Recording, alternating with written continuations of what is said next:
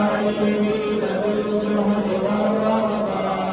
وعلى المستمعين بالاتباع والموعظة،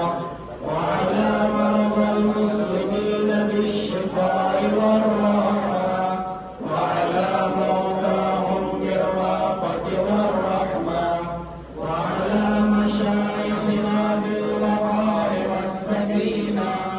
وعلى الشباب بالإنابة والتوبة، وعلى النساء بالحياء والعفة، وعلى الأغنياء بالتواضع والسعة،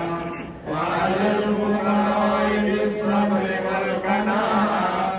وعلى الغزاة بالنصر والغلبة، وعلى الأسراء بالخلاص والراحة، وعلى الأمراء